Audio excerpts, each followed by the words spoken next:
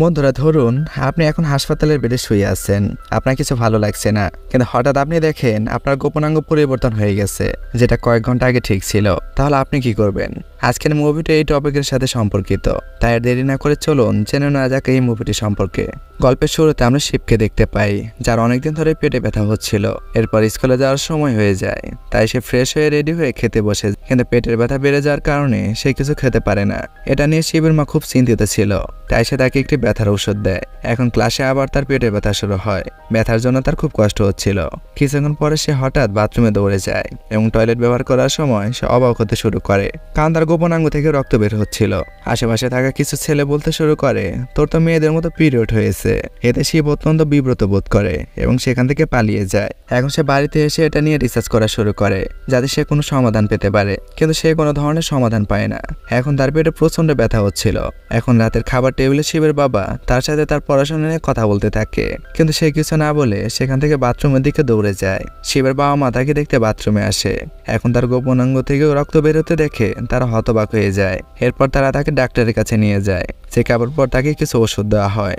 এখন পরের দেশে শিবের স্কুলে কিছু ছেলে, এমনকি তার বন্ধুরা তাকে উত্ত্যক্ত করতে শুরু করে, তাকে অসম্মানজনক কথাও বলে, যে কারণে সে স্বাভাবিক বোধ করে না। এখন প্রায় 1 মাস পেরিয়ে গেছে। এখন স্কুলে প্র্যাকটিস চলছিল। শিবের শরীর ভালো ছিল না এবং তাই সে ঠিকমতো প্র্যাকটিস করতে পারছিল না। শিব তার শিক্ষকের কাছ থেকে ছুটির অনুরোধ করে, কিন্তু শিক্ষক তার কথা প্রত্যাখ্যান করে। কিছুক্ষণ পর সবাই দৌড় দেওয়ার জন্য ট্র্যাকে দাঁড়িয়ে পড়ে।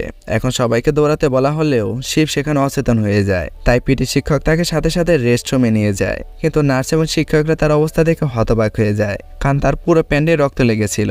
দুজনেই ভাবছিল একটা ছেলের কি করে পিরিয়ড হতে পারে। তার অবস্থা দেখে তার বাবা মাকে দ্রুত ডাকা হয় এবং তারা দুজনেই তাকে শহরে একটি নাম করে হাসপাতালে নিয়ে যায়। ডাক্তার লি শিবের কিছু পরীক্ষা করে এবং রিপোর্ট চেক করার পর সে শিবের বাবা মাকে বলে, শিবের শরীরে কিছু অস্বাভাবিক জিনিস রয়েছে, যেটা জন্মের পর থেকেই রয়েছে এবং এটি কোনো ধরনের রোগ নয়। সাধারণত ছেলেদের শরীরে টেস্টোস্টেরন হরমোন থাকে এবং মেয়েদের শরীরে ইস্ট্রোজেন হরমোন, তবে এই দুটি হরমোনই শিবের শরীরে রয়েছে এবং বয়স বাড়ার সাথে সাথে তার শরীর একইভাবে কাজ করছে।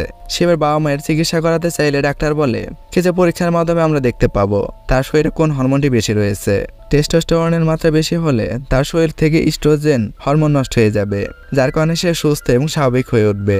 কিন্তু যদি তার শরীরে ইস্ট্রোজেনের পরিমাণ অর্থাৎ মেয়েদের হরমোন বেড়ে যায়, এটাকে ধ্বংস করতে হবে এবং তার গোপনাঙ্গে অপারেশন করতে হবে।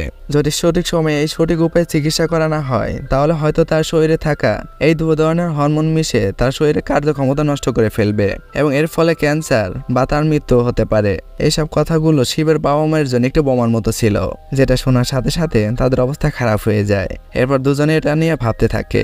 এখন বাড়ি ফেরার পথে শিব তার বাবা মাকে তার রোগের কথা জিজ্ঞেস করে। তারা তাকে বলে, একটি ছোট্ট সংক্রমণের কারণে তোমার সাথে এরকম হচ্ছে, তবে তুমি চিন্তা করো না, এটি শীঘ্রই সেরে যাবে।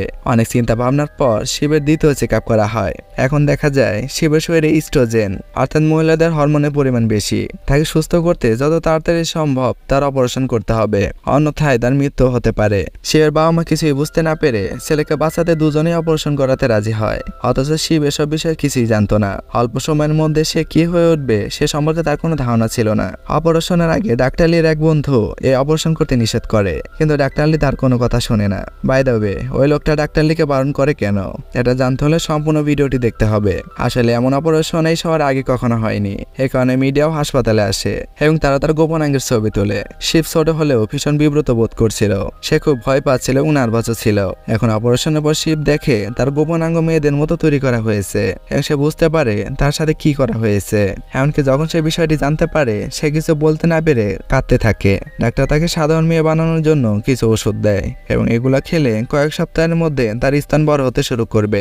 এখন দৃশ্য পাল্টে যায়। কয়েক মাস পেরিয়ে গেছে। তার চুল এখন অনেক বড় হয়েছে এবং সে এখন মেয়েদের মতো ড্রেস পরে। সে বাবা মা তার সাথে মেয়ের মতোই আচরণ করে। এখন তার নাম শিব থেকে সুজান রাখা হয়েছে। আজ সুজানের জন্মদিন এবং তার বাবা তার জন্য একটি উপহার এনেছে। সুজান এই উপহারটি মোটেই পছন্দ করে না, কারণ তার শরীর মেয়েদের মতো হলেও সে মেয়েদের জিনিস পছন্দ করে না। তাই সে রাগ করে পুতুলটি পুড়িয়ে দেয়। সুজানকে একটি নতুন পরিবেশ দিতে তাকে একটি নতুন শহরের একটি নতুন স্কুলে ভর্তি করা হয়। নতুন স্কুলে তাকে দিয়ার কাছে বসতে বলা হয়। আশেপাশে উপস্থিত অনেক মেয়ের সাথে তার অস্বস্তি হচ্ছিল।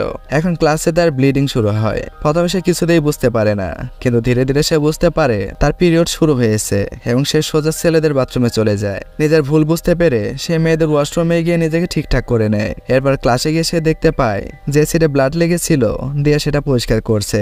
এটা দেখে সুজানের খুব ভালো লাগে। এখন দিয়া তাকে জিজ্ঞেস করে, তুমি তোমার সাথে প্যাড নিয়ে আসোনি কেন? এখন সুজান বলে, এটা আমার সাথে প্রথমবার হয়েছে। এরপর তারা দুজনে একটি দোকানে যায় এবং সেখান থেকে স্যানিটারি ন্যাপকিন কিনে নেয়। এখন সেদিনের পর থেকে দুজনেই একে অপরের সাথে দেখা করে কেনাকাটা করতে যেত এবং অনেক মজাও করত। দুজনে একে অপরের টেস্টকে খুব পছন্দ করত। কিছুদিন পর সুজানের ডেস্কে একটি লাভ লেটার পড়েছিল। এই গিফটটি তাকে স্কুলের সবচেয়ে জনপ্রিয় ছেলেটি দিয়েছিল, কিন্তু সুজান তার প্রতি আগ্রহী ছিল না। এখন রাতে সে দিয়ার ছবি দেখতে থাকে আর সে দিয়াকে তার বাড়িতে আসতে বলে এবং দিয়াও আসতে রাজি হয়। এখন দিয়া আসার খুশিতে সুজান তার মাকে ভালো ভালো খাবার রান্না করতে বলে। তাদের কথা বলার সময় তার মা বলে, এখন থেকে তোমাকেও রান্না শিখতে হবে, নইলে বিয়ের পর লোকজন তোমাকে নিয়ে ঠাট্টা করবে। আসলে সুজানের মা এই কথাটা মজা করে বলেছিল, কিন্তু কথাটা সুজানে খুব খারাপ লাগে, কারণ সে মেয়ের শরীরে থাকা সত্ত্বেও তার অনুভূতি মেয়েদের মতো ছিল না। পরের দিন জিম নামের একটি মেয়ে সুজানের ব্যাগ চেক করছিল।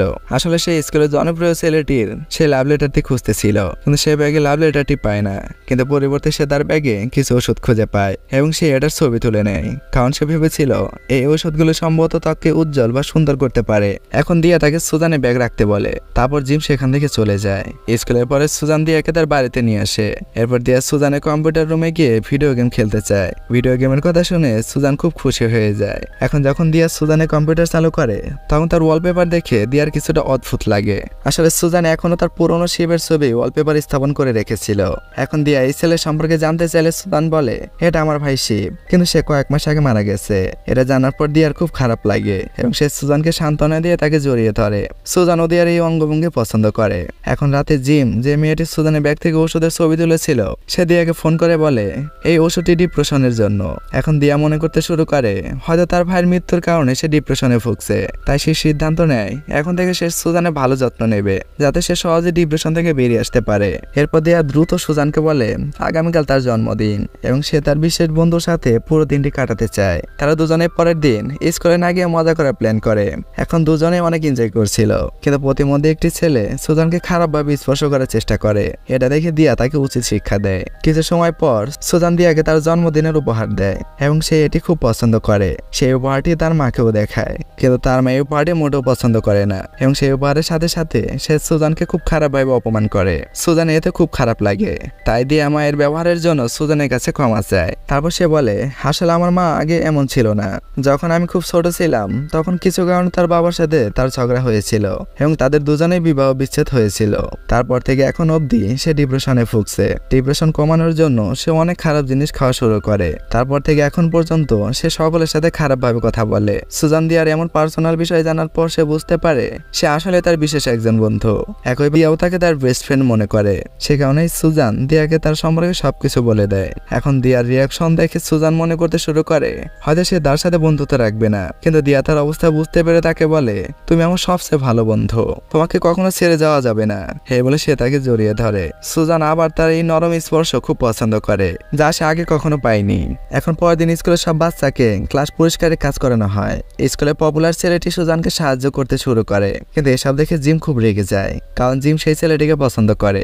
সুজান জিমকে পরিষ্কার করার জন্য সাহায্য করার চেষ্টা করে, কিন্তু সে সবার সামনেই সুজানের সাথে খুব অভদ্রভাবে কথা বলে। এদিকে দিয়া জিমের আচরণ পছন্দ করে না। সুজানের বিষয়ে কথা বলতে সে জিমের সাথে একা দেখা করে। দিয়া জিমকে বলে, তুমি আর সুজানের সাথে এমন আচরণ কখনোই করবে না, কারণ এটা তার দোষ নয়। জিম এসব কথা শুনে রেগে যায়, আবার সুজানের নামে খারাপ খারাপ কথা বলতে শুরু করে। এখন দিয়া নিজেকে নিয়ন্ত্রণ করতে পারে না। তারপর সে সুজান সম্পর্কে জিমকে সবকিছু বলে দেয়। কথাটা শুনে জিমের খুব খারাপ লাগে। জিম বলে, আমাকে মাফ করে দাও, সুজানের সাথে এটা করা আমার উচিত হয়নি।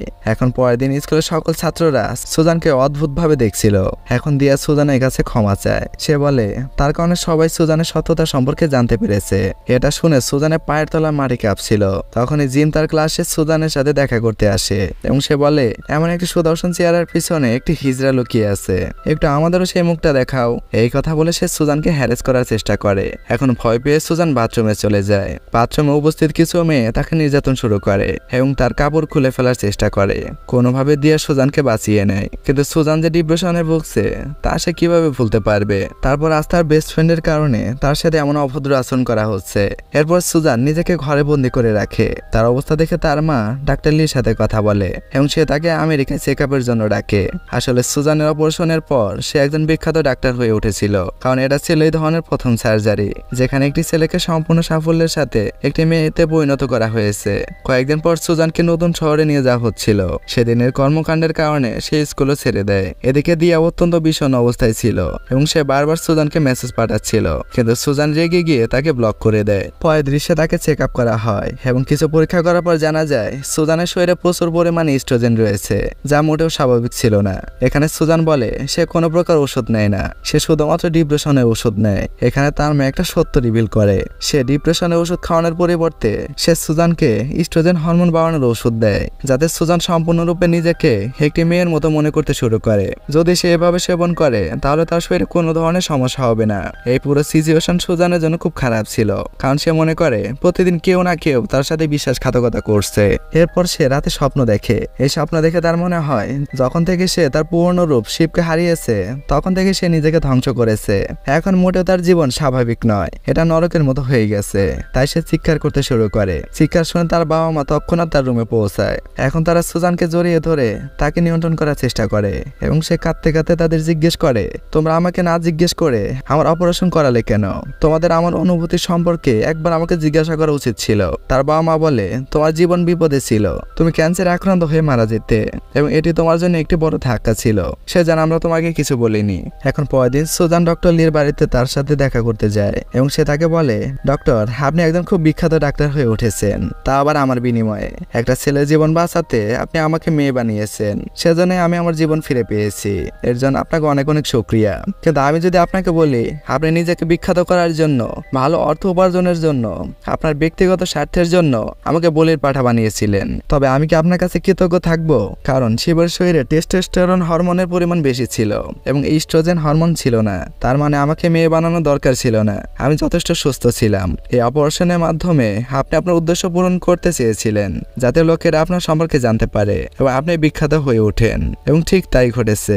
ডাক্তার লি তার কথা শুনে চমক করতে শুরু করে, কারণ বন্ধুরা এত কিছুর পরেও এটাই সত্যি ছিল।